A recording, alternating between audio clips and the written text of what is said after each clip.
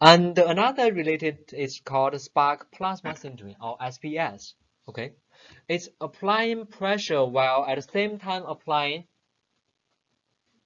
electrical current, but specifically pulsed electrical current through the sample in vacuum, which provides the heating effect.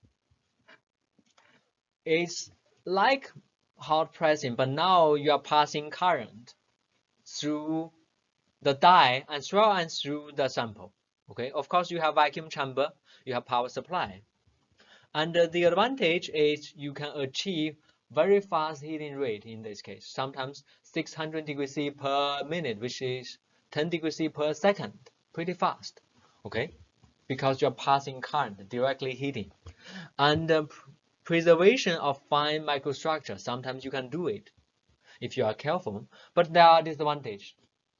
The first one is, of course, compared with traditional pressure-based sintering, this is more complex setup.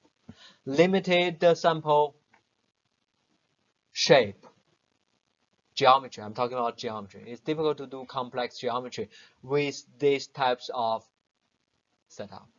Okay, and also at the same time, not exactly clear the mechanism.